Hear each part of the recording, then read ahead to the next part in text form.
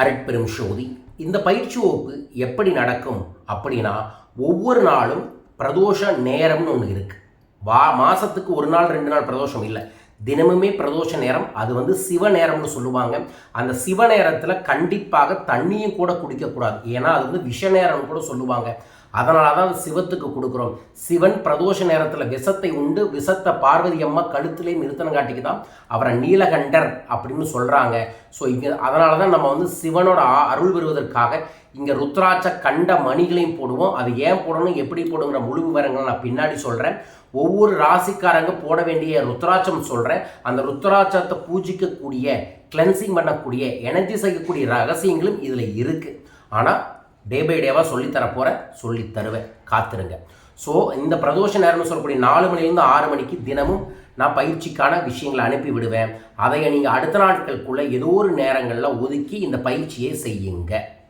இந்த 4 மணிலேருந்து 6 மணிக்குள்ளே கண்டிப்பாக நீங்கள் செய்யக்கூடாத விஷயம் என்னென்னா, உணவை எடுத்துக்கொள்ளக்கூடாது, நீராகாரங்கள் பருகக்கூடாது.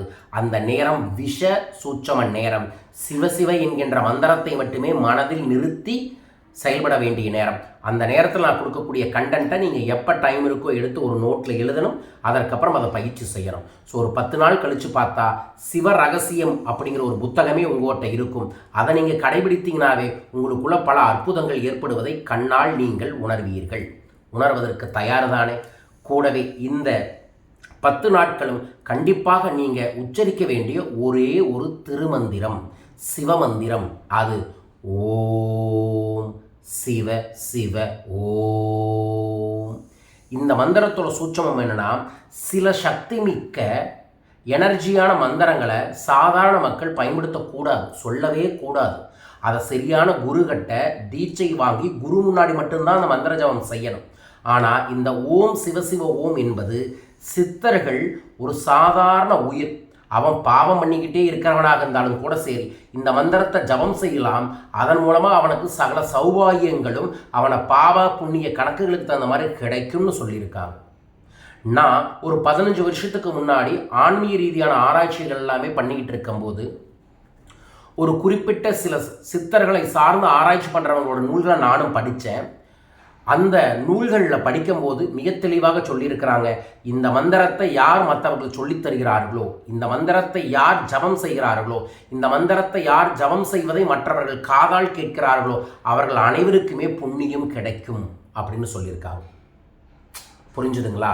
ஸோ ஓம் சிவசிவ ஓம் சாதாரண மந்திரமே இல்லை.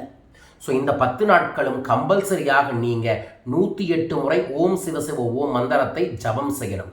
இன்னும் அதீதமாக செய்யணும்னா மந்திரத்தை ஜபமும் செய்யுங்கள். ஓம் சிவசிவ ஓம் என்று ஒரு வெள்ளை பேப்பரில் சிவப்பு கலர் பேனால் தினமும் எழுதுங்கள்.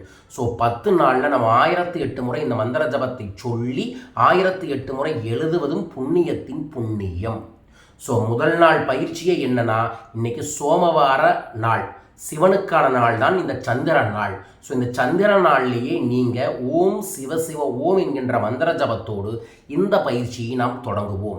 இது இல்லாமல் இந்த மந்திரத்தை எப்படி ஜபம் செய்யணும், அப்போ எப்படி இந்த சிவ அப்படிங்கிற வார்த்தையை திருப்பினா வசி அப்படிங்கிறது வருது, அந்த வசியை வச்சு எப்படி வசியத்தை ஏற்படுத்தணும், அந்த வசியத்திற்கு இந்த வாசியான சுவாசத்தை எப்படி பயன்படுத்தணும் அப்படிங்கிறத நான் அடுத்தடுத்த பயிற்சி வகுப்பில் உங்களுக்கு சொல்லித்தரப்போகிறேன். ஸோ இன்னைக்கு ஓம் சிவசிவ ஓம் என்கின்ற மந்திர ஜபத்தோடு இந்த பயிற்சியை தொடங்குவோம்.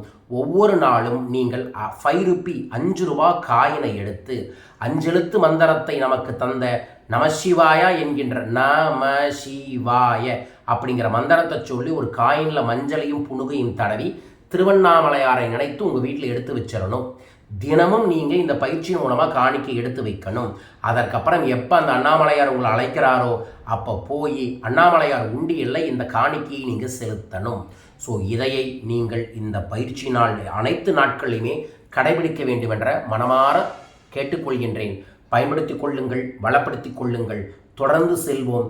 சிவன் பாதையில், சித்தன்கள் பாதையில் செல்வதன் மூலமாக சித்தம் சீராகி சகல சிக்கல்களும் காணாமல் போய் சீக்கிரமே நம் வாழ்க்கையில் சித்தி கிடைக்கும். உங்களுக்கு சித்தி கிடைக்க வேண்டுமென நானும் பிரார்த்திக்கின்றேன். பயணிப்போம், வாருங்கள்.